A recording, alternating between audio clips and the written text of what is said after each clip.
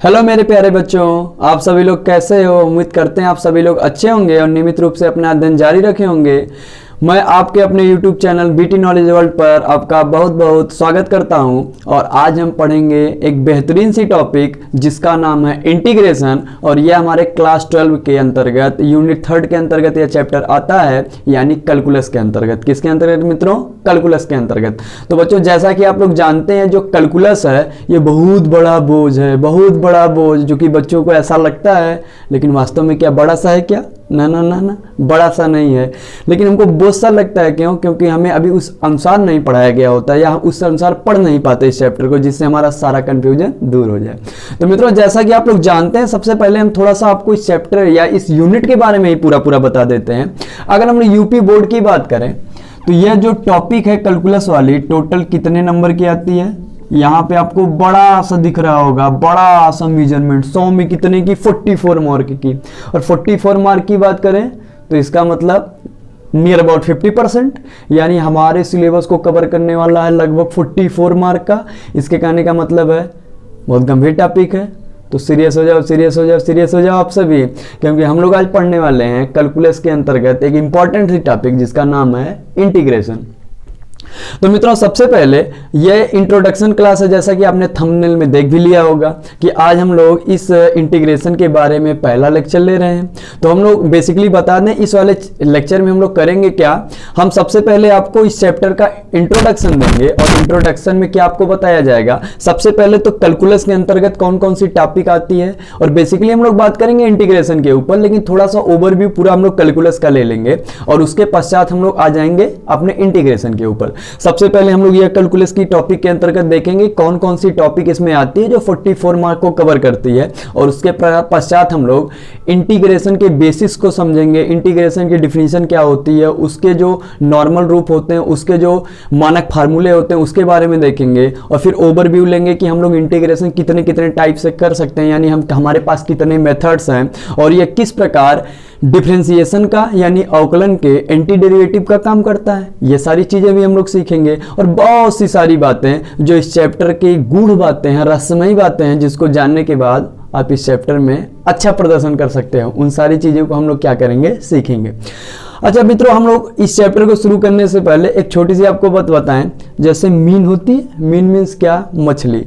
जैसे अगर मछली को पानी से दूर कर दिया जाए तो मछली जिंदा रह पाएगी क्या? वो फड़फड़ाएगी, कांपेगी। और अगर उसको ज्यादा समय तक दूर कर दिया जाए तो हो सकता है अंततः क्या हो जाएगी भाई? डेथ हो जाएगी। अगर इसी प्रकार हम लोग अपने यूपी बोर्ड को देखें, किसको? UP board. अगर आप 2021 में एग्जाम देने वाले हैं तो आपको यह भी बोझ लग रहा होगा भाई, इंटीग्रेशन इंटीग्रेशन इंटीग्रेशन। ऐसे सारे लोगों से आपने सुना भी होगा। और हो सकता है भाई लॉकडाउन था कुछ दिनों तक, तो हमारा स्कूल भी बंद था, स्कूल बंद था, कॉलेज बंद था, तो हम लोग प्रॉपर अपना स्कूलिंग भी नहीं कर पाए। हो सकता है कोचिंग भी बंद रही हो हम लोग। अगर इंडिविजुअल कोई हम ऑफलाइन कोचिंग कर रहे थे तो वहाँ भी या सर ने फिर कोचिंग स्टार्ट हुई, कहा टाइम बड़ा कम है, थोड़ा सा फास्ट पढ़ लेते हैं। और फास्ट पढ़ते पढ़ते क्या हुआ कि हमारे दिमाग से वो चीज उड़ गई। अब टाइम कम बची भाई, तो कोई बात नहीं। अगर हम लोग नहीं पढ़ पाए, स्कूल में नहीं पढ़ाया गया, तो कोई दिक्कत होने वाली नहीं है। आप लोग जितना भी वीडियो बनेगा इसके ऊपर, अभी तो इंट्रोडक्शन क्लास है, हो सकता है 10 पार्ट, 12 पार्ट, 8 पार्ट, 10 पार्ट, जितना भी बन जाए इसका। भाई बड़ा सा चैप्टर है तो हम लोगों को ज्यादा पार्ट भी लग सकते हैं, कई सारे पार्ट में कवर करना पड़ सकता है।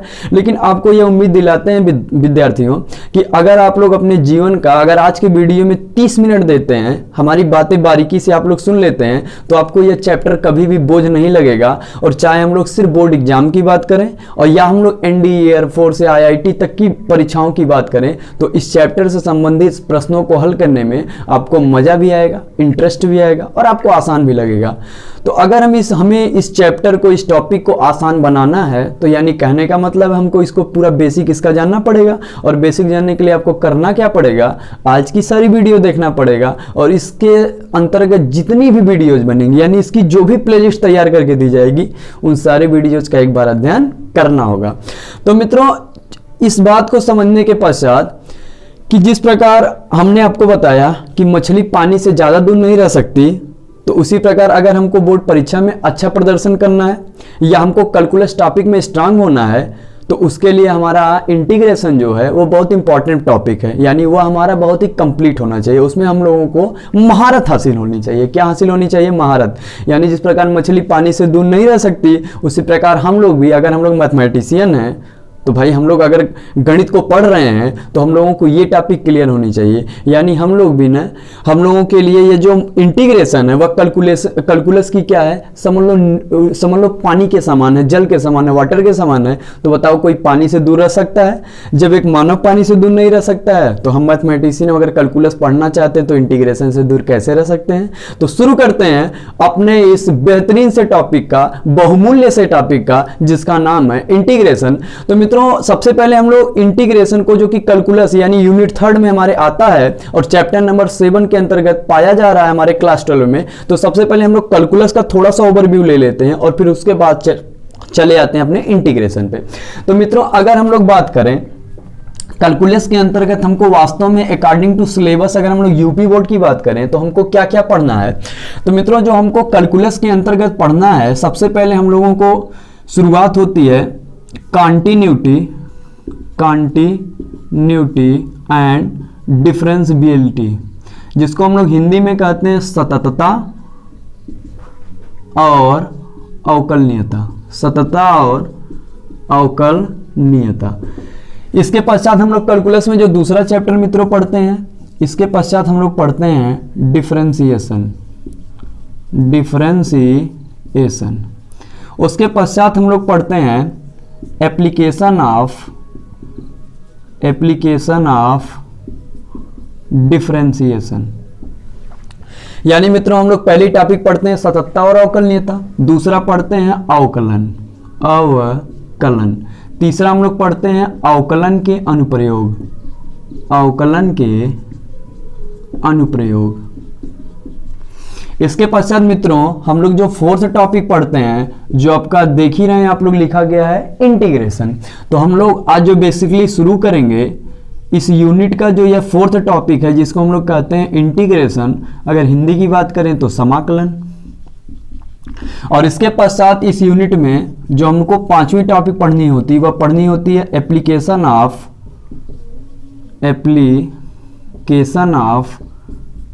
इंटीग्रेशन,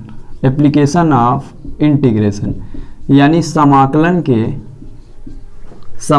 के अनुप्रयोग। और इसके पश्चात मित्रों जो हमको 6th और लास्ट टॉपिक पढ़नी होती है कैलकुलस के अंतर्गत, उसको हम लोग कहते हैं डिफरेंशियल इक्वेशन, यानी हिंदी में अवकल समीकरण। तो मित्रों बेसिकली हम लोग यह जान पाए कि जो हमारा यह कैलकुलस है, जो पूरी यूनिट है, उसके अंतर्गत हमको बेसिकली जो पढ़ना होता है वह कंटिन्यूटी और डिफरेंशियबिलिटी, उसके बाद डिफरेंशिएशन, उसके बाद एप्लीकेशन ऑफ डिफरेंशिएशन, उसके बाद इंटीग्रेशन, जो हम लोगों की स्टार टॉपिक है, मेन टॉपिक है, बेहतरीन टॉपिक है, जिसको आज हम लोगों को इंट्रोडक्शन जिसका लेना है। उसके बाद हम लोग इंटीग्रेशन का एप्लीकेशन पढ़ेंगे और उसके पश्चात हम लोग डिफरेंशियल इक्वेशन पढ़ेंगे, जो कि इस यूनिट में पाया जा रहा है। लेकिन मित्रों आज हम लोग किसकी बात करेंगे? बेसिकली इंटीग्रेशन के ऊपर। तो मित्रों हम लोग देर नहीं करते हैं, डायरेक्ट बात करते हैं किस पे? इंटीग्रेशन के ऊपर। तो मित्रों आप लोग ये तो समझ गए कि हमको कैलकुलस के अंतर्गत जिन जिन टॉपिक का अध्ययन करना है वह टॉपिक कौन कौन सी है, या हम लोग किन टॉपिकों को मिला के कैलकुलस के अंतर्गत शामिल करते हैं। तो हम लोगों को बेसिकली 5 टॉपिक को पढ़ना होता है, जो कि कुल मिला के 44 मार्क का आता है, और जिसके अंतर्गत हमको समाकलन को भी पढ़ना होता है, क्योंकि समाकलन इसी का एक पार्ट है। तो मित्रों समाकलन पे यानी इंटीग्रेशन पे पहुंचने से पहले, क्योंकि यह अवकलन की विपरीत प्रक्रिया होती है, या इसको हम लोग एंटी डेरिवेटिव के फॉर्म में जानते हैं, तो सबसे पहले हम लोग थोड़ा सा ओवरव्यू आपको करा दे रहे हैं कि हम लोग अगर अवकलन के बारे में थोड़ा सा जानते हैं तो ये टॉपिक हमारे लिए आसान बनती है। तो सबसे पहले हम थोड़ा सा ओवरव्यू आपको कराते हैं अवकलन की प्रक्रिया के बारे में। मित्रों आपने इस वाली टॉपिक के बारे में हम उम्मीद करते हैं जरूर कुछ ना कुछ पढ़ा होगा। Differentiation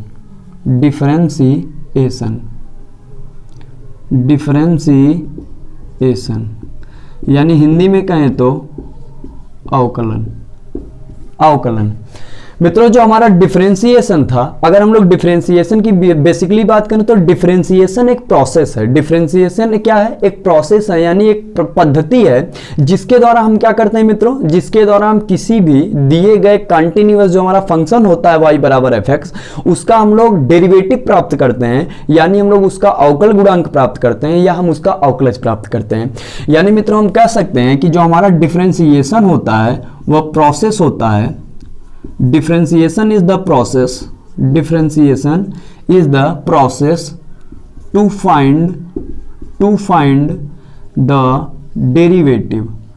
To find the derivative of any function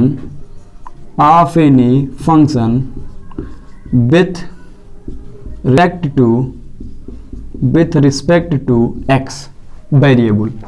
यानी मित्रों जो हमारा अवकलन होता है वो एक पद्धति होती है, प्रोसेस होता है, प्रक्रिया होता है जिसके द्वारा हम किसी भी दिए गए फलन y बराबर fx का, जो कि मान लेते हैं कंटिन्यूअस फंक्शन होता है, सतत फलन होता है, हम उस दिए गए y बराबर fx का क्या प्राप्त करते हैं? अवकल गुणांक प्राप्त करते हैं या अवकलज प्राप्त करते हैं। आप विस्तार से इसको इस प्रकार भी समझ सकते हैं मित्रों कि अगर हमारे पास कोई फंक्शन मान लेते हैं y बराबर fx दिया होता है, y बराबर fx दिया होता है, तो अगर हम लोग इस दिए गए फलन का d by d x of y प्राप्त करते हैं, यानी d y by d x प्राप्त करते हैं, तो हमको एफ डैश ऑफ एक्स के रूप में प्राप्त होता है। यानी कहने का मतलब है मित्रों, इस दिए गए फलन वाई का अगर हम लोग एक्स के सापेक्ष अवकल गुणांक प्राप्त करें, जो कि हमको एफ डैश एक्स के रूप में प्राप्त होता है, तो हमें इस दिए गए फलन का अवकलन कहते हैं, या इस प्रक्रिया को हम लोग क्या कहते हैं? अवकलन। यानी किसी दिए गए फलन y बराबर fx का x के सापेक्ष अवकल गुणांक प्राप्त करने की प्रक्रिया को अवकलन कहा जाता है, यानी डिफरेंशिएशन कहा जाता है। और मित्रों जो यहाँ पे डी बाई डी एक्स दिखाई दे रहा है, इसको हम लोग अवकलन संकारक कहते हैं, यानी वह चर जिसके द्वारा वह दिया गया कंडीशन जिसके द्वारा हम लोग क्या करते हैं? अवकलन को ज्ञात करते हैं, उसको हम लोग डी बाई डी एक्स कहते हैं, यानी उसको अवकलन संकारक कहते हैं। और किसके सापेक्ष हम लोग करते हैं? यक्स के सापेक्ष, क्योंकि अवकलन की जो मेन परिभाषा होती है उसको हम लोग कहते हैं किसी भी दिए गए फलन y बराबर fx का यक्स के सापेक्ष अवकल गुणांक प्राप्त करने की प्रक्रिया को क्या कहते हैं? अवकलन कहते हैं। यानी जब हम किसी भी दिए गए फलन का डेरिवेटिव ज्ञात करते हैं, यानी उसका अवकल गुणांक ज्ञात करते हैं, तो हम लोग उस प्रक्रिया को अवकलन कहते हैं। तो मित्रों यहां से हम लोग आगे बढ़ते हैं। जब हम लोग अवकलन के बारे में सीख चुके, तो जो समाकलन की प्रक्रिया होती है वह इस दी गई अवकलन की प्रक्रिया का विपरीत प्रक्रिया होती है, यानी इसका अपोजिट होती है। और यहां पे मित्रों अगर हम लोग अब बात करें इंटीग्रेशन के ऊपर बात करें, तो आप लोग ध्यान से समझिएगा, इंटीग्रेशन को बहुत ही विस्तार से समझने का प्रयास करिएगा। हम आशा करते हैं कि आप लोग पेन के साथ और अपने नोट्स के साथ बैठे होंगे और एक एक बातों को बड़ी गंभीरता से और बहुत अच्छे प्रकार से आप लोग लिख रहे होंगे, जिससे आपका नोट भी साथ ही साथ कंप्लीट होता जाएगा। मित्रों बिल्कुल आपको उम्मीद दिलाते हैं कि हम अपनी तरफ से इस टॉपिक में आपको इतना बेहतरीन तरीके का कॉन्सेप्ट बताएंगे कि आपको कभी भी फिर इंटीग्रेशन वाले चैप्टर में कोई दिक्कत नहीं होगी और आपको कैलकुलस का फिर कोई भी टॉपिक समझने में या पढ़ने में बहुत अच्छा लगेगा, आपको बहुत इंटरेस्ट आएगा। तो मित्रों हम लोग इंटीग्रेशन की बात करें। अब जो हमारा इंटीग्रेशन होता है, इंटीग्रेशन भी जो हमारा मित्रों क्या है, वह एक प्रोसेस है। Integration is the process. जिस प्रकार हम लोग जब अवकल गुणांक प्राप्त करते थे, तो उस प्रकार जो अवकल गुणांक हमको किसी फलन का प्राप्त होता था, उस प्रोसेस को हम लोग अवकलन कहते थे, डिफरेंशिएशन कहते थे। उसी प्रकार मित्रों जो इंटीग्रेशन है, सबसे पहली बात तो ये आप लोग क्लियर कीजिए कि इंटीग्रेशन भी अपने आप में सिर्फ एक प्रोसेस है। प्रोसेस की मतलब प्रक्रिया। अब मित्रों अगर यह एक प्रोसेस है, इंटीग्रेशन एक प्रक्रिया है, तो आप यह सोचेंगे कि इस प्रोसेस द्वारा हम लोग ज्ञात क्या करते हैं। तो सबसे पहले मित्रों हम लोग इंटीग्रेशन की डिफिनीशन को देखते हैं। जो इंटीग्रेशन होता है, जिस प्रकार हम लोग अवकलन की प्रक्रिया में किसी दिए गए फलन का अवकल गुणांक ज्ञात करते हैं या अवकलज ज्ञात करते हैं, तो मैथमेटिशियन ने मित्रों कभी यह सोचा कि अगर हम लोग किसी दिए गए फलन का यक्स के सापेक्ष अवकल गुणांक निकालें और उस प्रक्रिया को हम लोग अवकलन कहें, तो क्या कभी ऐसा संभव है कि जिस दिए गए फलन का अवकल गुणांक या अवकलज हमको ज्ञात है, क्या उस ज्ञात अवकलज या अवकल गुणांक के माध्यम से क्या उसी मूल फलन को ज्ञात किया जा सकता है जिसका वह अवकल गुणांक ज्ञात किया गया हो? बात समझ में आई मित्रों? अगर हमें किसी दिए गए फलन का x के सापेक्ष अवकल गुणांक ज्ञात करना हो तो हम उसको अवकलन कहते हैं, और अगर जो अवकल गुणांक हमको प्राप्त हुआ है उस अवकल गुणांक की मदद से, उस अवकल गुणांक की सहायता से अगर हम लोग उसी मूल फलन को प्राप्त कर पाए जिसका अवकल गुणांक वह दिया गया फलन है, तो इस प्रक्रिया को हम लोग समाकलन कहते हैं। क्या कहते हैं? इंटीग्रेशन कहते हैं। यानी अगर हम लोग इसको एंटी डेरिवेटिव कहें, यानी जो डेरिवेटिव हमको ज्ञात है या जो डेरिवेटिव दिया गया है उसका अगर हम लोग एंटी डेरिवेटिव निकालें, यानी उस डेरिवेटिव की मदद से उसका वह मूल फंक्शन प्राप्त कर लें जिसका वह डेरिवेटिव दिया गया है, तो इस प्रोसेस को हम लोग एंटी डेरिवेटिव के टर्म में निरूपित करते हैं, और उसी एंटी डेरिवेटिव ज्ञात करने की जो प्रोसेस है, जो प्रक्रिया है, उसी को हम लोग इंटीग्रेशन के नाम से जानते हैं। यानी मित्रों एक लाइन में या संक्षिप्त रूप से हम समझ सकते हैं कि इंटीग्रेशन क्या है। हम कहेंगे it is the reverse process, it is the reverse process of differentiation. It means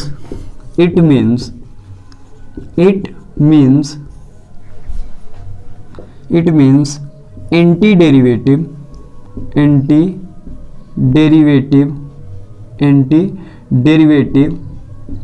of the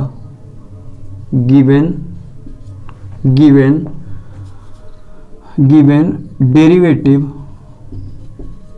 derivative function।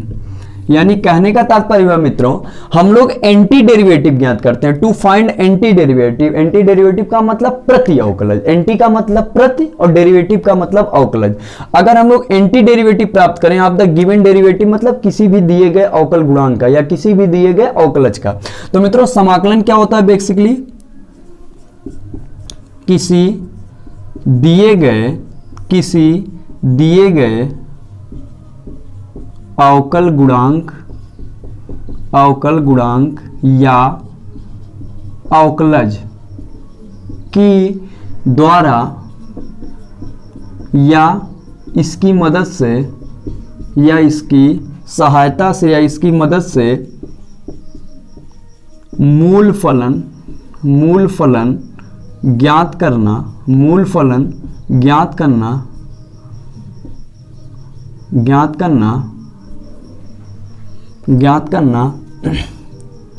समाकलन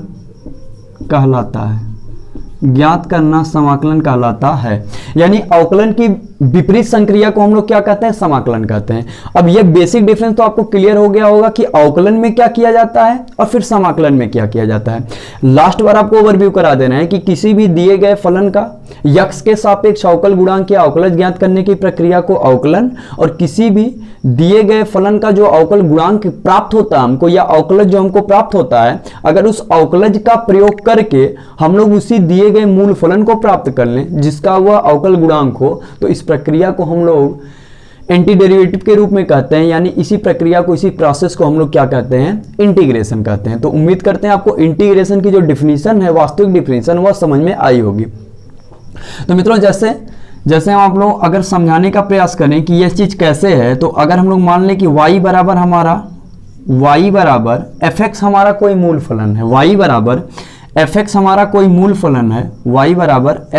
कोई मूल फलन है, और अगर हम लोग इसका dy बाई dx निकालें, यानी हम इसका अगर अवकलज निकालें, तो हमको f ऑफ x के रूप में मान लेते हैं प्राप्त होता है। अगर हमारे पास कोई y बराबर fx कोई कंटिन्यूअस फंक्शन है, तो अगर हम लोग इसका अवकलन निकालेंगे dy बाई dx, तो हमको मान लेते हैं fx के रूप में प्राप्त होता है। यह तभी संभव है if and only if this is exist, if and only if अगर हम लोग इस दिए गए फलन fx का इंटीग्रेशन निकालें विथ रिस्पेक्ट टू x, जिसको हम लोग dx कहेंगे, तो हमें अगर यही दिया गया फलन fx प्राप्त होता है तो इसी प्रोसेस को हम लोग समाकलन कहते हैं। क्या कहते हैं? समाकलन। हमारे पास y बराबर fx कोई फलन दिया हुआ था, हमने इसको x के सापेक्ष यानी x के रिस्पेक्ट में अगर हम लोग इसको क्या किए, इसको हम लोग अवकलित किए, तो हमको मान लेते हैं fx के रूप में हमारा अवकल गुणांक प्राप्त हुआ। अब यहां से मित्रों जो अवकल गुणांक fx के रूप में प्राप्त हुआ है, अगर इसी को हम लोग इसी दिए गए प्राप्त हुए अवकल गुणांक fx को अगर हम लोग dx के सापेक्ष इंटीग्रेट कर दें और हमको वही फिर मूल फंक्शन fx प्राप्त हो जाए, तो इस मूल प्रोसेस को हम लोग इंटीग्रेशन कहते हैं। इस मूल प्रोसेस को हम लोग इंटीग्रेशन कहते हैं, यानी क्या कहते हैं? समाकलन कहते हैं। क्या कहते हैं? समाकलन। उम्मीद करते हैं आपको यहाँ पे डिफरेंशिएशन और यहाँ पे इंटीग्रेशन दोनों प्रोसेस समझ में आई होगी, और यहाँ से आपको क्लियर हो गया होगा कि दोनों प्रोसेस एक दूसरे की क्या होती है? अपोजिट होती है, यानी विपरीत होती है। बिल्कुल परेशान होने की बात नहीं है, हम लोग धीरे धीरे एक एक चीजों को क्या करते जाएंगे, सीखते जाएंगे, और हमारी सारी कंफ्यूजन क्या होती जाएगी? दूर होती जाएगी। तो अभी तो उम्मीद करते हैं आपको सिर्फ इतनी बात समझ में आई होगी कि जो इंटीग्रेशन है वो एक प्रोसेस है, यानी एक प्रक्रिया है, और इसके द्वारा हम लोग क्या करते हैं?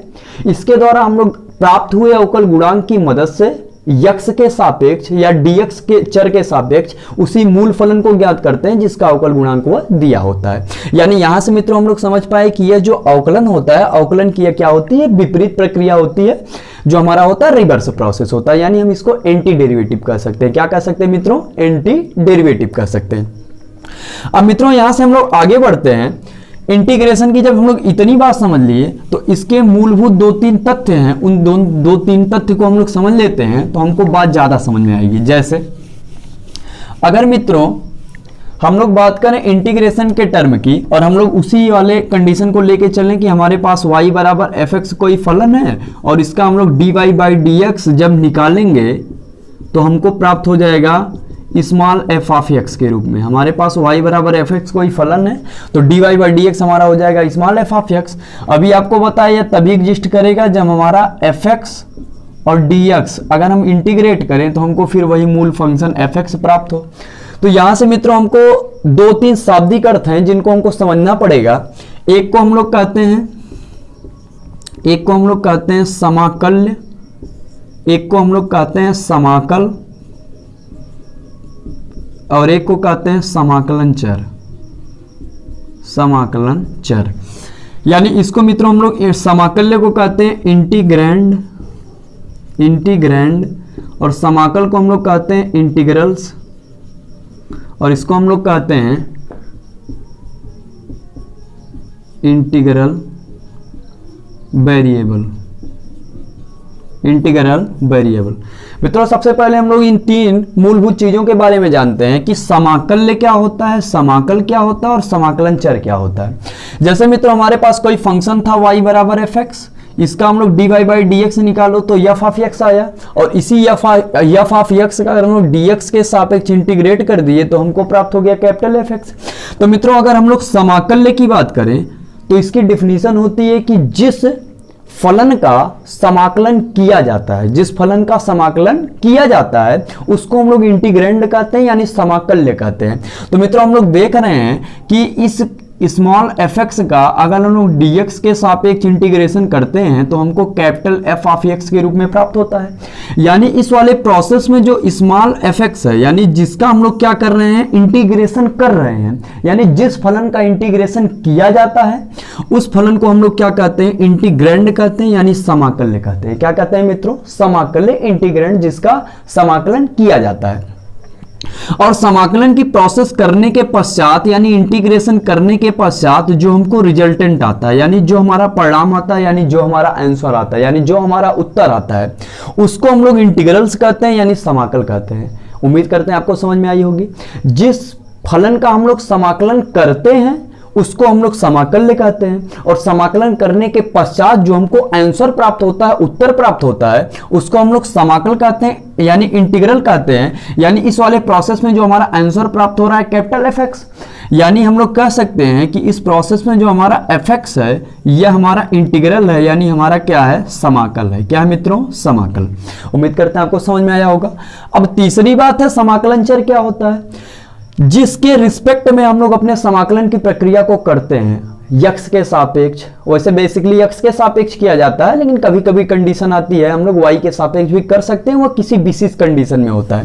तो वैसे हम लोग अगर अधिकांश बात करें तो हम लोग क्या करते हैं, यक्स के रिस्पेक्ट में क्या करते हैं, अपने समाकलन की प्रक्रिया को संपूर्ण करते हैं।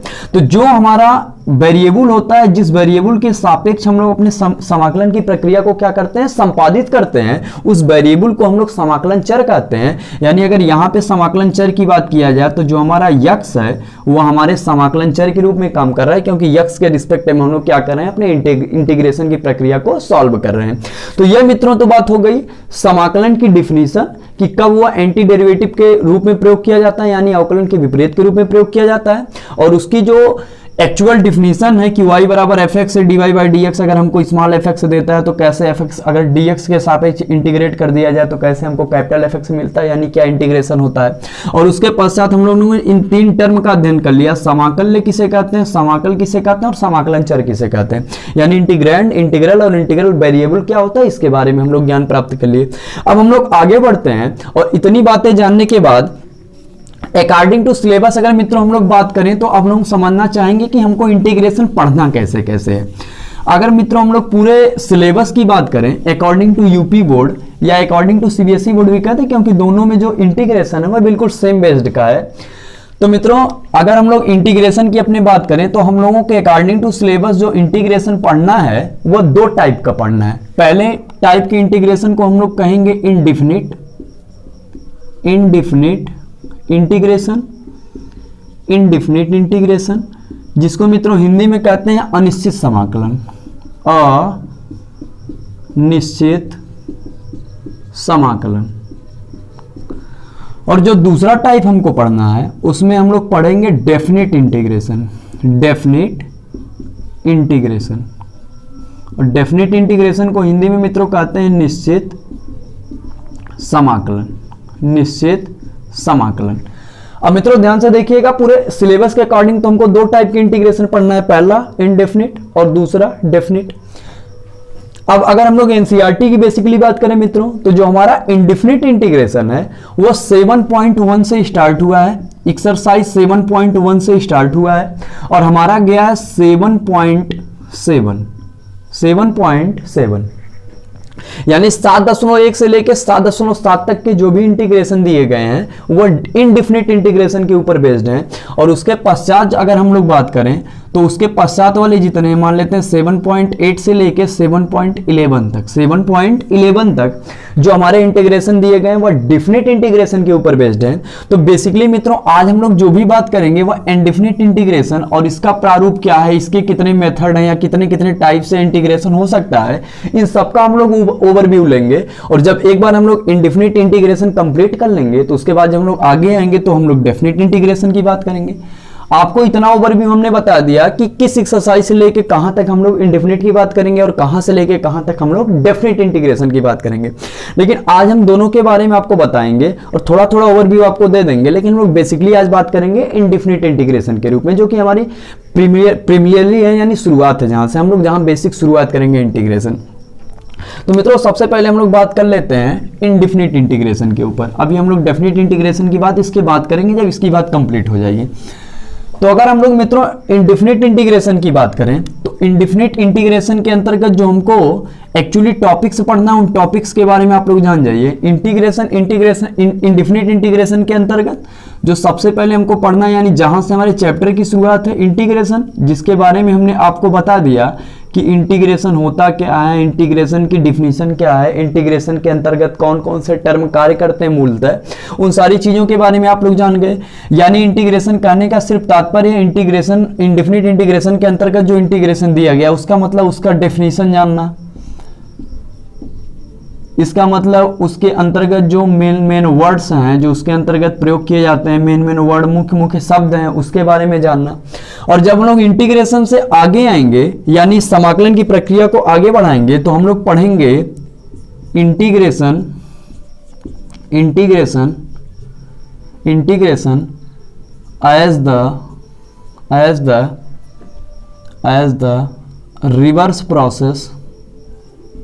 as the reverse process integration as the reverse process of differentiation, differentiation. और इसी को हम लोग कह सकते हैं in the form of anti derivative,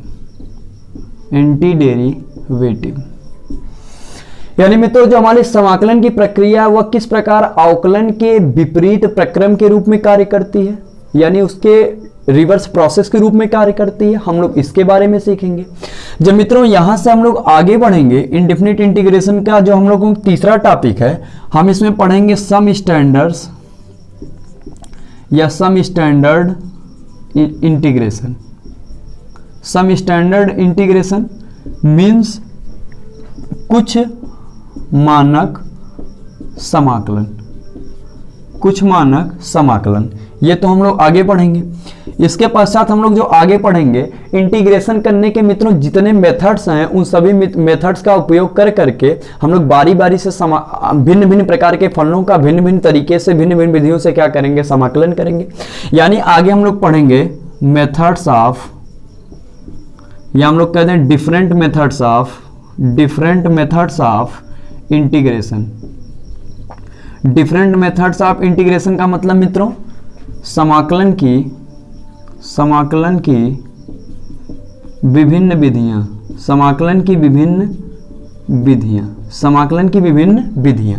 और इसके पश्चात हम लोग इन विधि में जिन जिन विधि का बेसिकली अध्ययन करेंगे अपने इंडेफिनिट इंटीग्रेशन में, वो 3 टाइप की हैं और आप लोग तीनों का नाम बेसिकली जान जाइए। हम लोग सबसे पहले जो मेथड लगाएंगे अनिश्चित समाकलन करने के लिए, वह मेथड होगा इंटीग्रेशन बाय सब्स्टिट्यूशन मेथड, यानी प्रतिस्थापन विधि द्वारा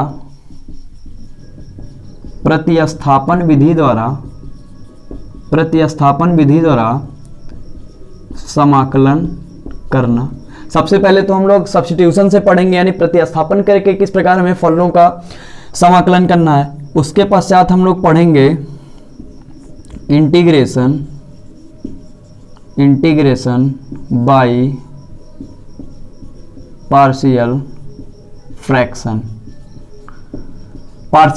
और मित्रों ये बहुत ही गंभीर टॉपिक है और ये बहुत हम लोग बेहतरीन तरीके से पढ़ेंगे आने वाले समयों में, और इसको हम लोग कहेंगे आंशिक भिन्नों द्वारा समाकलन। और तीसरा मेथड हमारा इंटीग्रेशन बाय पार्ट्स, और इसको मित्रों हिंदी में कहते हैं खंडशः समाकलन।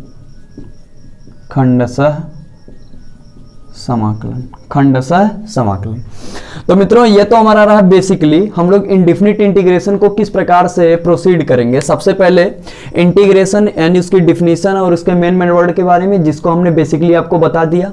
उसके पश्चात हम लोग integration at the reverse process of differentiation की समाकलन को किस प्रकार अवकलन की विपरीत प्रक्रम के रूप में जाना जाता है, पढ़ा जाता है, उसके बारे में हम लोग सीखेंगे। उसके बाद हम लोग सम स्टैंडर्ड इंटीग्रेशन, कुछ मानक समाकलन पढ़ेंगे, यानी जो हमारा दिया गया फंक्शन होगा वो उसी मानक समाकलन के रूप पे बेस्ड होगा, जिसका हम लोग बड़े आसानी से समाकलन कर सकते हैं, यानी वह सीधे सीधे स्टैंडर्ड फॉर्म के रूप में होगा और उसका हम लोगों को समाकलन करने में बड़ी आसानी होगी। उसके मित्रों आगे आएंगे तो हम लोग डिफरेंट मेथड्स ऑफ इंटीग्रेशन पढ़ेंगे, यानी समाकलन की विभिन्न विधियों को पढ़ेंगे। अब अगर हमारे कुछ फलन ऐसे दे दिए गए हों जो मानक रूप में व्यक्त न किए गए हों, लेकिन हम लोग अगर उनमें कोई विशेष परिवर्तन करें तो अपने मानक रूप में परिवर्तित किए जा सकते हैं, जिससे हमारा समाकलन आसान बन जाए। तो इस प्रकार अगर हमारा दिया गया फलन अपने मानक रूप में नहीं है तो अगर उसको हमको मानक रूप में बदलना होगा तो मानक रूप में लाने के लिए हमको कई सारे प्रोसेस अपनाने पड़ेंगे, और उनमें बेसिकली जो हमको इंडेफिनिट इंटीग्रेशन में पढ़ना है प्रोसेस, वो सबसे पहला प्रोसेस होगा हमारा इंटीग्रेशन बाय सब्स्टिट्यूशन मेथड। यानी जो दिया गया फलन रहेगा जो अपने मानक रूप में नहीं रहेगा उसको हम लोग सब्स्टिट्यूशन करके, यानी उसमें कुछ चरों का प्रतिस्थापन करके अगर हम लोग उसको बनाने का प्रयास करें तो अपने स्टैंडर्ड फॉर्म में बन सकता है, मानक रूप में बन सकता है। तो इस मेथड का जब हम लोग अध्ययन करेंगे तो उसको हम लोग कहेंगे प्रतिस्थापन विधि द्वारा समाकलन करना। उसके पश्चात हम लोग आगे आएंगे तो हम लोग इंटीग्रेशन बाय पार्शियल फ्रैक्शन करेंगे, यानी अगर हमको कोई दिया गया फंक्शन रेशनल रूप में दे दिया गया अगर हमारा परिमेय फलन हो गया तो उस परिमेय फलन को हम सबसे पहले क्या करेंगे, आंशिक भिन्नों में वियोजित करेंगे, आंशिक भिन्नों में बांटेंगे। इस विधि को हम लोग कहेंगे इंटीग्रेशन बाय पार्शियल फ्रैक्शन, यानी आंशिक भिन्नों द्वारा उस दिए गए समाकलन को करना। और इसके पश्चात जब हम लोग आगे बढ़ेंगे तो अगर हमको इस प्रकार का फंक्शन दे दिया गया हो कि वह 2 या 2 से अधिक फलनों के गुणनफल के रूप में व्यक्त किया गया हो, तो इस प्रकार के जबकि वो हमारा दिया गया फलन गुणनफल के रूप में यानी प्रोडक्ट फॉर्म में व्यक्त किया गया होगा, तो उसको व्यक्त करने के लिए हम लोग उसका इंटीग्रेशन बाय पार्ट करेंगे, यानी उसका खंडशः समाकलन करेंगे। तब हम लोग पढ़ेंगे किस प्रकार दो फलनों का गुणनफल लगाया जाता है, या किस प्रकार दो फलनों के गुणनफल को अप्लाई करने में आइलेट फार्मूले का प्रयोग किया जाता है, जिसको बेसिकली हम लोग आगे पढ़ेंगे। तो मित्रों, इस प्रकार से जो हमारा इंडिफिनिट इंटीग्रेशन है वो कई सारे शाखाओं में विभाजित किया गया है। कई सारे मेथड्स की सहायता से अलग अलग फलनों के लिए हम अलग अलग मेथड अप्लाई करेंगे। तो ये मित्रों तो पूरा ओवरव्यू रहा कि हम लोग इंडिफिनिट इंटीग्रेशन को किस प्रकार से पढ़ेंगे और उसको समझने का प्रोसेस क्या है। उम्मीद करते हैं आप लोग इन सारी चीज़ों को नोट कर लिए होंगे और अपने कॉपी में इसको लिख लिए होंगे। आप लोग इसका स्क्रीनशॉट ले सकते हैं जिससे आपको चैप्टर को आगे समझने में आसानी है। तो उम्मीद करते हैं आप लोगों ने स्क्रीनशॉट ले लिया होगा। और मित्रों, ये चैप्टर बहुत ही इंपॉर्टेंट है। अगर कोई पहली बार हमारे यूट्यूब चैनल पे वीडियो को वॉच कर रहा है तो चैनल को सब्सक्राइब कर देगा और ज़्यादा से ज़्यादा क्लास 12 के बच्चों तक इस वीडियो को आप लोग जरूर पहुँचाइएगा, जिससे इस चैप्टर से या इस यूनिट से संबंधित चीज़ों को समझने में सभी मित्रों को क्या हो, आसानी हो। सभी विद्यार्थियों को इन सारी चीज़ों को समझने में बहुत ही आसानी हो। इसीलिए तो मित्रों, यहां से आगे बढ़ते हैं। ओवरव्यू लेने के बाद अब हम लोग आगे चलते हैं और इंडिफिनिट इंटीग्रेशन की शुरुआत करते हैं। इंडिफिनिट इंटीग्रेशन यानी अनिश्चित समाकलन। और मित्रों, जब हम लोग अनिश्चित समाकलन पूरा कंप्लीट कर लेंगे उसके पश्चात हम लोगों का नंबर आएगा डिफिनिट इंटीग्रेशन पढ़ने का, तो उस पर बातें की जाएंगी। तो सबसे पहले हम लोग इंडिफिनिट इंटीग्रेशन की बात करते हैं। तो मित्रों, जो इंडिफिनिट इंटीग्रेशन है यानी जो अनिश्चित समाकलन है, सबसे पहले तो मित्रों हम लोग यह बात जानना चाहेंगे कि इसको हम लोग इंडिफिनिट इंटीग्रेशन क्यों कहते हैं, और इंडिफिनिट इंटीग्रेशन में अगर सारी प्रोसेस कंप्लीट हो जाती तो हमको डेफिनिट इंटीग्रेशन की क्यों जरूरत पड़ती। क्योंकि एक बात आप लोग समझिए, अगर इंडिफिनिट इंटीग्रेशन सारी कंडीशन को अगर कंप्लीट नहीं कर पा रहा था, इसीलिए हमको डेफिनिट इंटीग्रेशन की जरूरत पड़ी। और चूंकि अगर वह सारी चीजें कंप्लीट कर देता तो हमको जरूरत ही नहीं पड़ती। लेकिन सबसे पहले अभी हम लोग सीखेंगे कि इंडिफिनिट इंटीग्रेशन कहते किसे हैं और इसको अनिश्चित समाकलन क्यों कहा जाता है। अनिश्चित समाकलन, अनिश्चित समाकलन। अब मित्रों, आपको एक छोटा सा एग्जांपल दे रहे हैं, आप लोग बहुत ही आसानी से उसको समझने का प्रयास कीजिएगा। मान लेते हैं मित्रों, हमारे पास y बराबर एफ एक्स बराबर कोई फंक्शन दिया गया है एक्स स्क्वायर। y बराबर एफ एक्स बराबर कोई फंक्शन दिया गया है एक्स स्क्वायर। और अगर हम लोग कह दें कि आप इसका डेरिवेटिव ज्ञात कीजिए, यानी आप इसका अवकल गुणांक ज्ञात कीजिए, तो आप लोग इसको x के सापेक्ष, x के रिस्पेक्ट में डिफरेंशिएट कर दोगे और आपको dy बाई डी एक्स बराबर मिल जाएगा x की पावर n। तो हमारा इसका डिफरेंशिएशन हो जाएगा 2x। और हम लोग जानते हैं मित्रों, जो हमारा इंटीग्रेशन होता है इसी का रिवर्स प्रोसेस होता है। तो हम कहेंगे कि y बराबर एक्स स्क्वायर के लिए dy बाई डी एक्स बराबर 2x तभी संभव है जब हम लोग इसका रिवर्स प्रोसेस लगाएं 2x dx, यानी जो हमारा यह अवकल गुणांक 2x प्राप्त हुआ है, अगर हम लोग इसको dx के रिस्पेक्ट में अगर इंटीग्रेट कर दें तो हमको यही दिया गया फंक्शन x स्क्वायर प्राप्त होना चाहिए। तो इस प्रक्रिया को हम लोग कहते हैं इंटीग्रेशन यानी बेसिकली समाकलन। तो मित्रों, यहाँ पे हम लोगों ने देखा कि अगर हमारा फंक्शन y बराबर एक्स स्क्वायर था जिससे हमको dy by d x 2x प्राप्त हुआ, तो अगर हमने इसी 2x को dx के सापेक्ष अगर इंटीग्रेट कर दिया तो हमको वही मूल फंक्शन एक्स स्क्वायर मिल गया। लेकिन मित्रों, अगर अब हम लोग फंक्शन को चेंज करें और y बराबर एक्स स्क्वायर से y बराबर हम लोग ले लें मित्रों एक्स स्क्वायर और प्लस 3, एक्स स्क्वायर और प्लस 3, और कहा जाए कि इस दिए गए फंक्शन का आप dy बाई डी एक्स ज्ञात करिए यानी डेरिवेटिव ज्ञात करिए। तो मित्रों, हम लोग इसका dy बाई डी एक्स निकालेंगे तो यह अलग अलग इसका दोनों का डेरिवेटिव हो जाएगा d upon d x square और plus d upon d x 3। तो मित्रों, जब इसको हम लोग सॉल्व करेंगे तो D by d x square का जो हमारा डिफरेंशिएशन होगा वह तो 2x होगा। और यहाँ पे हम लोग देख रहे हैं कि 3 हमारा कांस्टेंट है, और हम लोग जानते हैं कि जो डिफरेंशिएशन की प्रोसेस होती है, अगर हम लोग किसी कांस्टेंट का डिफरेंशिएशन करते हैं, किसी अचर का हम लोग अवकलन करते हैं तो वह 0 प्राप्त होता है। तो यहाँ से हमको प्राप्त हो जाएगा 2x प्लस 0, यानी हमको फिर से इसका dy बाई डी एक्स यानी डिफ्रेंसिएशन हमको इसका प्राप्त हो जाएगा 2x, यानी हमारे पास अगर कोई फंक्शन y बराबर एक्स स्क्वायर प्लस 3 दिया हुआ था तो उसका अगर हम लोग डेरिवेटिव निकाले तो हमको 2x प्राप्त हुआ। तो इस प्रकार मित्रों हम लोग देख रहे हैं कि अगर हम लोग इसका रिवर्स प्रोसेस अब कर दें तो इंटीग्रेशन बन जाएगा 2x dx, और इसका जब हम लोग विपरीत प्रक्रिया करेंगे तो हमारे पास आ जाएगा फिर से एक्स स्क्वायर, फिर से हमारे पास क्या आ जाएगा एक्स स्क्वायर। लेकिन मित्रों अब हम देख रहे हैं कि हमारा तो मूल फलन एक्स स्क्वायर प्लस 3 था जिसकी सहायता से हमको 2x प्राप्त हुआ, और अगर हम लोग 2x का फिर से इंटीग्रेशन कर दिए तो हमको फिर से फलन अब की तो प्राप्त हो गया एक्स स्क्वायर। यानी मित्रों हम लोग देख रहे हैं कि इस फलन के लिए जबकि y बराबर एक्स स्क्वायर था उसके लिए जब हम लोगों ने 2x का यानी इसका एक्स स्क्वायर का अवकल गुणक आया 2x और फिर 2x का हम लोगों ने इंटीग्रेशन किया तो एक्स स्क्वायर प्राप्त हुआ। अभी तक तो बात ठीक है, लेकिन जैसे ही हमने फलन y बराबर एक्स स्क्वायर प्लस 3 लिया जिसका अवकलन करने पे हमको 2x प्राप्त हुआ, लेकिन फिर अगर हमने 2x को, क्योंकि समाकलन अवकलन की विपरीत प्रक्रिया है, तो अगर हम लोग 2x को फिर से अगर इंटीग्रेट कर दें तो हमको इस बार प्राप्त हुआ एक्स स्क्वायर, जबकि हम लोग मूल फलन लेके चले थे एक्स स्क्वायर प्लस 3।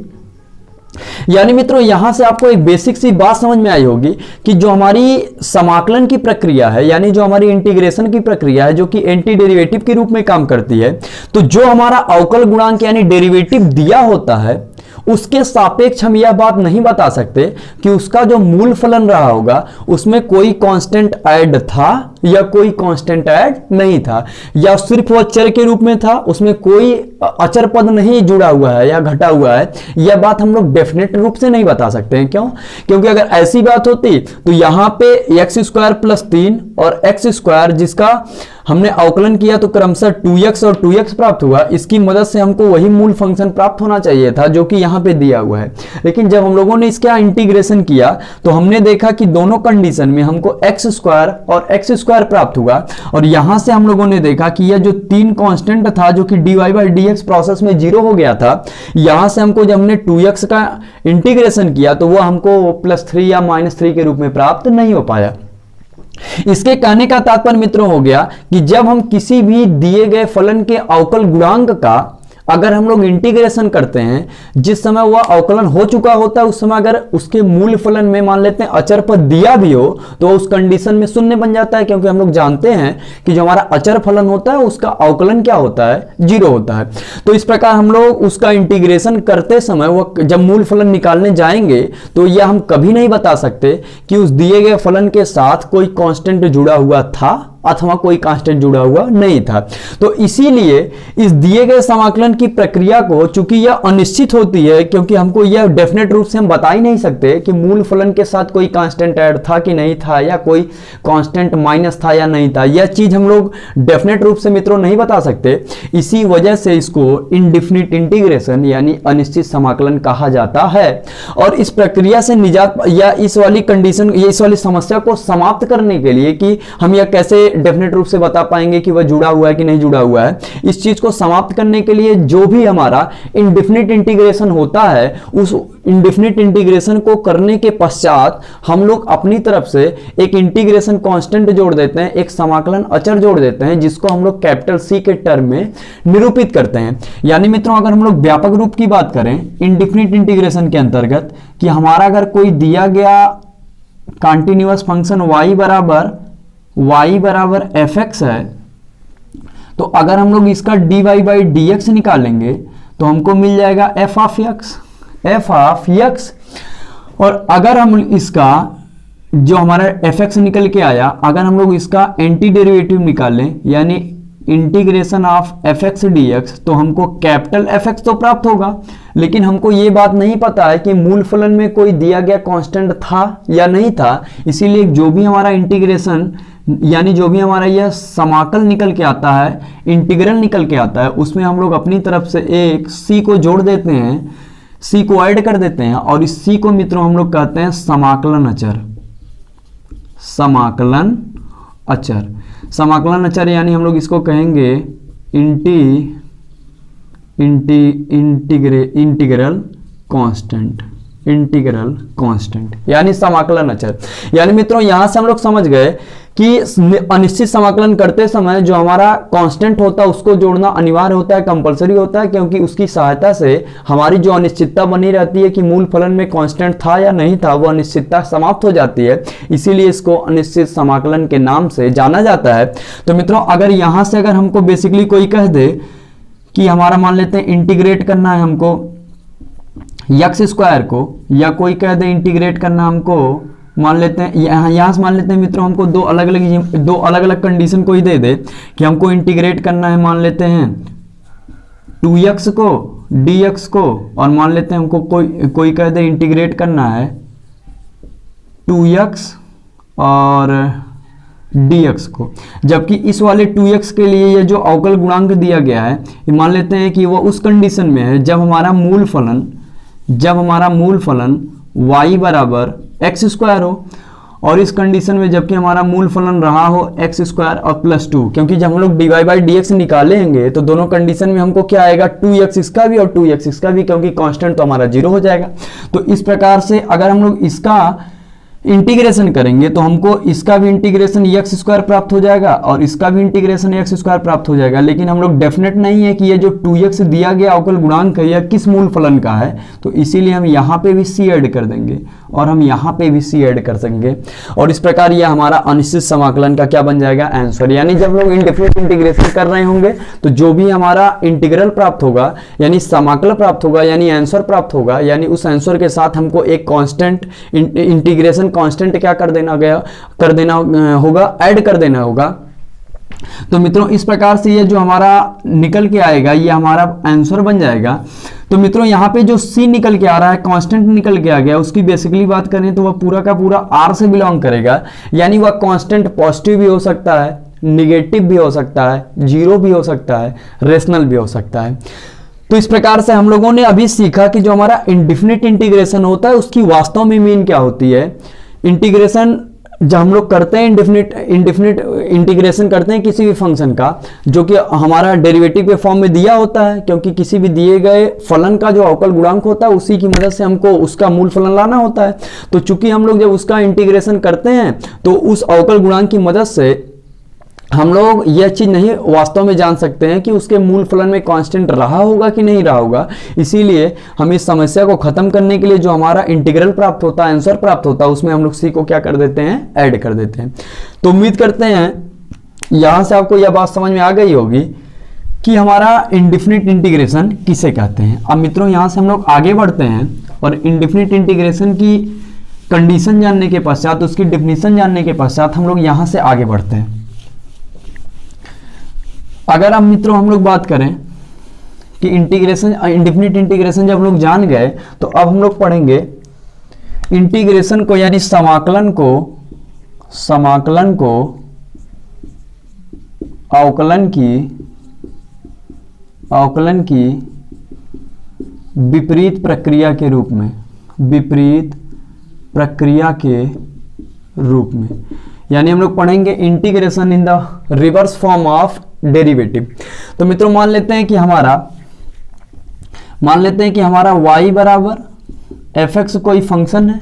अभी हम लोग इंडेफिनिट इंटीग्रेशन के अंतर्गत ही बात कर रहे हैं। y बराबर fx हमारा कोई फलन है जिसका dy/dx हम लोग निकालेंगे तो स्मॉल fx के रूप में प्राप्त होगा। तो मित्रों इफ एनी फंक्शन y बराबर fx be suppose that it is continuous function then dy/dx is in the form of small f of x, it is exist if and only if, yes तभी संभव या तभी अस्तित्व में है कि हम लोग dx को इधर भेज दें, यानी इस fx का हम लोग dx के सापेक्ष क्या करें इंटीग्रेशन, तो हमको कैपिटल f ऑफ x प्राप्त हो। चूंकि हम लोग इंडेफिनिट इंटीग्रेशन की बात कर रहे हैं तो यहाँ पे हम लोगों को प्लस सी क्या कर देना होगा, ऐड कर देना होगा। तो इस प्रकार से यह जो हमारा इंटीग्रेशन प्राप्त हुआ, इस वाले इंटीग्रेशन को हम लोग कहेंगे इंडेफिनिट इंटीग्रेशन, क्योंकि यहाँ पे सी मर्ज किया गया है, ऐड किया गया है, और इसी प्रक्रिया को हम लोग इस समाकलन वाली प्रक्रिया को अवकलन की विपरीत प्रक्रिया के रूप में संदर्भित करते हैं या मानते हैं। तो इस प्रकार से यह हमारा क्या हो गया, समाकलन अवकलन की विपरीत प्रक्रिया के रूप में। यहां से मित्रों हम लोग आगे बढ़ते हैं और समाकलन को अवकलन की विपरीत प्रक्रिया के रूप में जानने के पश्चात अब हम लोग बात करेंगे कुछ मानक समाकलन के ऊपर। और यहां से मेनली आपका इंडेफिनिट इंटीग्रेशन भी मित्रों शुरू हो रहा है। तो उम्मीद करते हैं अभी तक की बातें आपको समझ में आई होंगी। आपको थोड़ा सा गंभीरता से पढ़ना पड़ेगा, क्योंकि आप लोग जान ही रहे हैं जो हमारा यह टॉपिक है वो बहुत ही इंपॉर्टेंट है। तो आप लोग बच्चों को धीरे धीरे जोड़ते जाइए, जोड़ते जाइए, जोड़ते जाइए, बच्चों तक पहुंचाते जाइए इन्फॉर्मेशन की। क्लास 12 का इंपॉर्टेंट सा जो टॉपिक है उसके ऊपर वीडियो शुरू हो गई है, और ये वीडियो आपको मित्रों नियमित रूप से मिलती रहेगी। पूरा इसका प्लेलिस्ट बना दी जाएगी, आपको हर एक जगह हर एक चीज मिलती रहेगी। मतलब आपको पूरा ये जो प्रोसेस है प्लेलिस्ट मिलने का, ये जैसे वीडियो हम लोग अपलोड करेंगे उसके साथ ही डिस्क्रिप्शन में आपको लिंक भी मिल जाएगा प्रीवियस वीडियो का, और सबका प्लेलिस्ट आपको मिल जाएगी। सिर्फ आपको क्या करना रहेगा, हमारे चैनल को सब्सक्राइब करना रहेगा और बेल आइकन को ऑन कर देना रहेगा, जिससे जैसे ही नई वीडियो आपको मिले आपके पास इंफॉर्मेशन पहुंच जाए जैसे हम लोग अपलोड करें वीडियो को। तो मित्रों आगे बढ़ते हैं। अब बात करते हैं कुछ मानक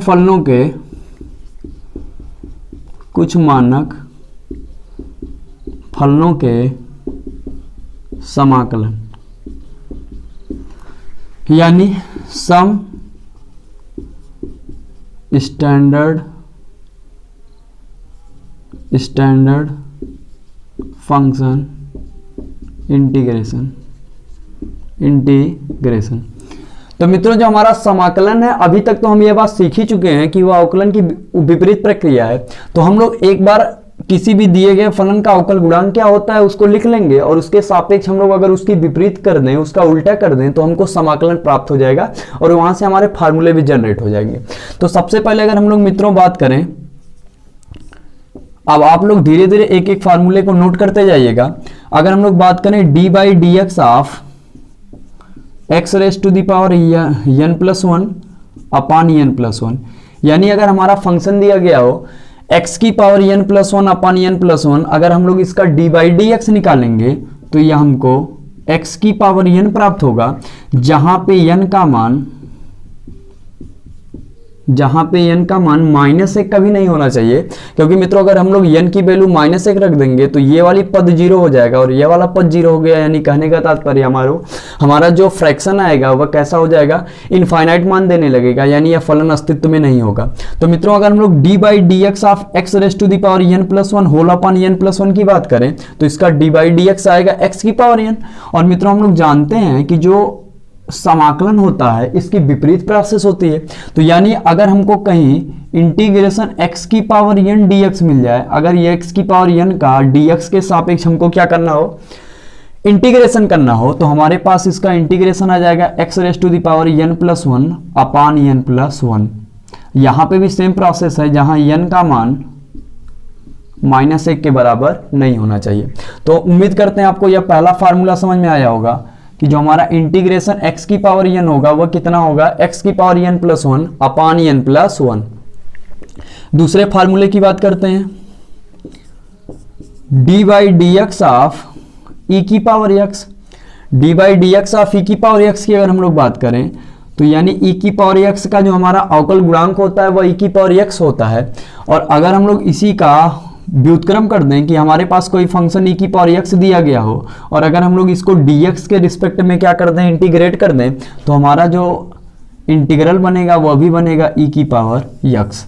यानी हमारा दूसरा फार्मूला हो गया कि d/dx ऑफ e की पावर x भी e की पावर x होता है, और इंटीग्रेशन अगर हम लोग e की पावर x का करें dx के रिस्पेक्ट में तो अभी भी हमको e की पावर x प्राप्त होगा। तो मित्रों आगे बढ़ते हैं। अगर अब हम लोग ये जो हमारा रिलेशन एक प्राप्त हुआ था, अगर यहाँ पे हम लोग n की वैल्यू 0 सब्स्टिट्यूट कर दें तो देखो हमको एक नया फार्मूला मिल जाएगा। जैसे हम लोग इस रिलेशन 1 में, या अगर हम लोग रिलेशन 1 मान ले,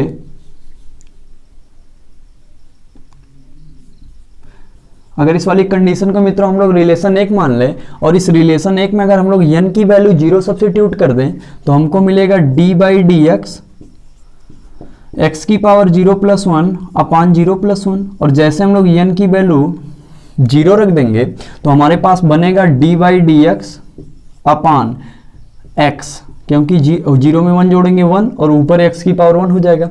तो हमारे पास बचेगा d/dx ऑफ x, और हम लोग जानते हैं कि d/dx x हमारे पास 1 आएगा। और मित्रों अगर इसका हम लोग रिवर्स कर दें, यानी कभी अगर हमारे पास इंटीग्रेशन आ जाए 1 × dx तो हमको प्राप्त हो जाएगा x। 1 इंटू डी एक्स आ जाए, यानी हमको 1 का इंटीग्रेशन डी एक्स के सापेक्ष करना हो, तो हमारा आंसर कितना बनेगा, यक्स। यहां से मित्रों हम लोग आगे बढ़ते हैं। अगर हमको दिया गया हो d by d x of a raise to the power x upon log a, अगर मित्रों d by d x a raise to the power x upon log a हो, तो जब हम लोग इसका डिफ्रेंसिएशन निकालेंगे तो हमको प्राप्त हो जाएगा a raise to the power x, a raise to the power x. यानी मित्रों अगर हम लोग इसका रिवर्स कर दें, कभी हमको इंटीग्रेशन इस प्रकार से दे दे a raise to the power x और हम लोग इसको डी एक्स के रिस्पेक्ट में अगर इंटीग्रेट कर देंगे तो हमारा आंसर बन जाएगा a raise to the power x upon log a. उम्मीद करते हैं आप मित्रों बारी बारी से सारा इंटीग्रेशन का फार्मूला नोट करते जा रहे होंगे कि x की पावर n का ये फार्मूला, e की पावर x का इतना, 1 का x और a की पावर का इतना। इससे हम लोग आगे बढ़ते हैं, आगे फार्मूले देखते हैं। अगर d बाई डी एक्स दिया हो, d बाई डी एक्स दिया हो कहीं log मॉड में x, तो इसका हम लोग जानते हैं d बाई डी एक्स होता है 1 अपान एक्स, 1 अपान एक्स। लेकिन हम लोग यह तब की बात कर रहे हैं जब हमारा बेस क्या हो, e, यानी हमारा प्राकृतिक आधार ही हो। तो इस प्रकार हमको अवकल गुणांक प्राप्त होगा 1 बाई एक्स। और अगर जैसे हम लोग उसका उल्टा कर दें, यानी हमको 1 अपान एक्स डी एक्स कभी निकालना हो, तो हमारा जो आंसर बनेगा वो बनेगा log मॉड में एक्स और बेस ही। तो यह हमारा इंटीग्रेशन का अगला फार्मूला हो गया। यहाँ से हम लोग आगे बढ़ेंगे तो हमको मिलेगा, अगर हमको D by d x of sine x निकालना होता है तो हमारा फार्मूला बनता है cos x। अगर हमको sin x को डिफ्रेंशिएट करना होता है तो हमारा sin x का फार्मूला होता है cos x। तो इसका अगर हम लोग रिवर्स कर दें, यानी हम लोग कहते हैं इंटीग्रेशन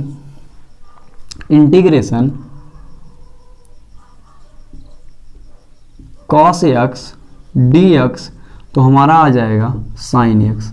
यानी cos x का जो हमारा इंटीग्रेशन होता है dx के रिस्पेक्ट में वो होता है sin x। इस प्रकार मित्रों अगर हम लोग बात करें d by d x of minus cos x, तो हमको प्राप्त हो जाएगा sin x। अगर हम लोग d by d x of minus cos x की बात करें तो हमको प्राप्त हो जाता है इसका डिफ्रेंसिएशन sin x। तो अगर हम लोग मित्रों इसका उल्टा कर दें, यानी हम लोग बात करें sin x dx की, तो हमको प्राप्त हो जाएगा माइनस कॉस एक्स। इसी प्रकार मित्रों हम लोग आगे बढ़ते हैं। अगर हम लोगों को पता है d by d x of tan x होता है sec स्क्वायर x, तो इसी प्रकार अगर हम लोग इसका उल्टा प्रोसेस कर दें, sec स्क्वायर x dx की बात करें तो हमको प्राप्त हो जाएगा tan x। आगे बढ़ते हैं। अगर हमको d by d x of sec x निकालना हो तो हमारा फार्मूला बनता है sec x into tan x। तो अगर हम लोग इसका रिवर्स प्रोसेस कर दें, यानी हमारे पास आ जाए integration sec x into tan x dx के रिस्पेक्ट में, तो हमारा आंसर बन जाएगा sec x। इसी प्रकार मित्रों अगर हमको निकालना हो d by d x of minus cot x, तो हमारे पास आ जाएगा cosec square x। d by d x of minus cot x cosec square x। तो अगर हम लोग इसका उल्टा कर दें, यानी integration of cosec square x dx, तो हमारे पास आ जाएगा माइनस cot x। अगर मित्रों इसी प्रकार हमको निकालना हो d by d x of minus cosec x, तो हमारे पास आ जाएगा cosec x into cot x, cosec x into cot x. तो इसी का अगर हम लोग रिवर्स कर दें, यानी अगर हमको निकालना हो कभी cosec x into cot x का dx के रिस्पेक्ट में इंटीग्रेशन, तो हमारा आ जाएगा माइनस कोसेक x। तो मित्रों ये हमारे मूलभूत क्या हैं, इंटीग्रेशन है। उम्मीद करते हैं आपको सारी बात समझ में आई होगी। इंटीग्रेशन x की पावर n प्लस 1 अपन n प्लस 1 e की पावर x का e की पावर x 1 का x a की पावर x का a की पावर x अपन लागे 1 अपन x का लागे x बेसी 1 अपन a लागे बेसी का लागे x बेस है। इसी प्रकार cos x का sin x का minus cos x sec square x का tan x sec x tan x का sec x। इसी प्रकार कोसेक स्क्वायर x का minus cot x, cosec into cot का माइनस कोसेक x। इसी प्रकार मित्रों हम लोगों को इनवर्स का जितना फार्मूला होता है हम लोग उसकी भी बात कर लेते हैं। इनवर्स ट्रिग्नोमेट्रिक जो हमारे फंक्शंस हैं उसकी बात कर लेते हैं। आप लोग ये सारे फार्मूलास को नोट कर लीजिए और इनवर्स की बात कर लें जल्दी से।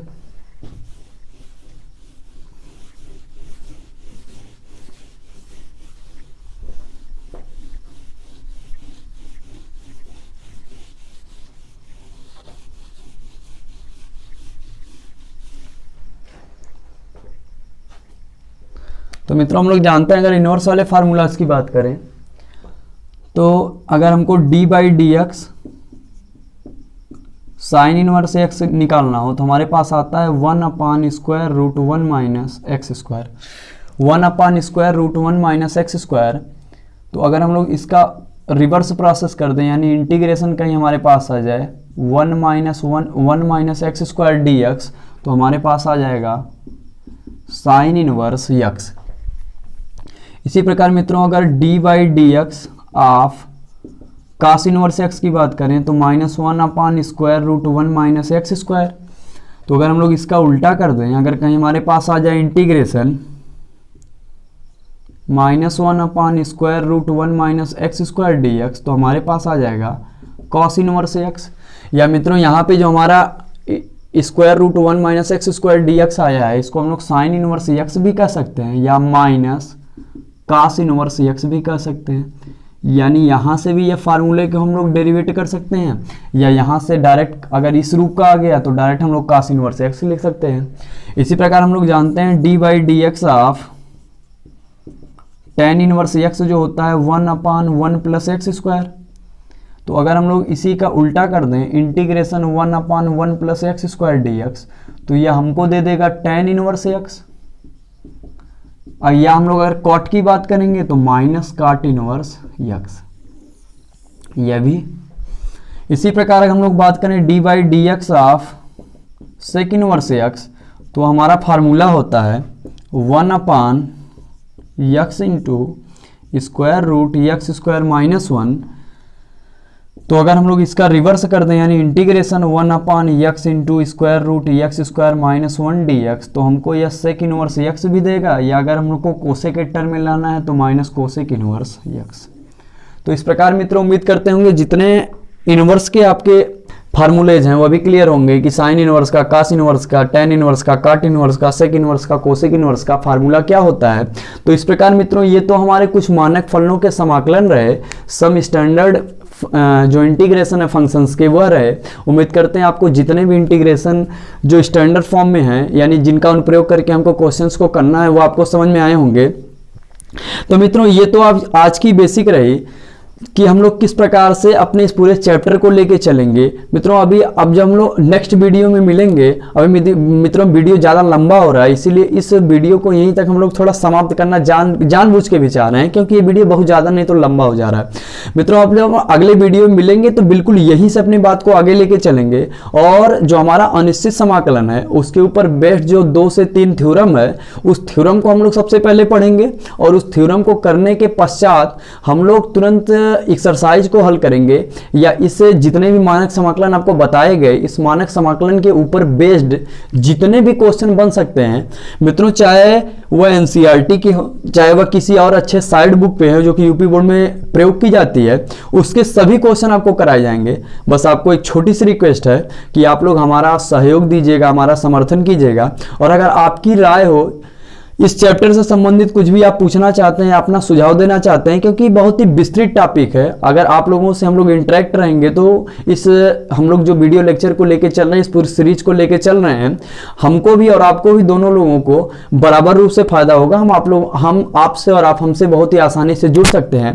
तो मित्रों हम लोग आज की वीडियो को ही वाइंड अप करते हैं, केवल इस वजह से क्योंकि वीडियो ज़्यादा लंबा हो रही है। तो मित्रों जब हम लोग अगले वीडियो में मिलेंगे, उम्मीद करते हैं आज मित्रों आपको पूरी बात समझ में आई होगी। अगर आज का आपको लेक्चर पसंद आया हो, वीडियो अच्छी लगी हो, आपको लगा हो कि आपके लायक कोई बात की गई है, तो आप वीडियो को जरूर पक्का लाइक कीजिएगा, जरूर लाइक कीजिएगा, और चैनल को सब्सक्राइब कर लीजिएगा। और जितने क्लास 12 के स्टूडेंट्स हैं जो बोर्ड परीक्षा 2021 में देने ही वाले हैं, उन लोगों के लिए टॉपिक जानना अनिवार्य है, इसीलिए उन लोगों तक आप वीडियो को पहुंचाइएगा। और मिलते हैं नेक्स्ट डे पे, यानी अगले वीडियो में। जल्दी वो वीडियो आपके पास आएगी और तब हम इसके आगे की बात करते हैं। तब तक के लिए आप सभी मित्रों का बहुत बहुत धन्यवाद। जय हिंद, जय भारत।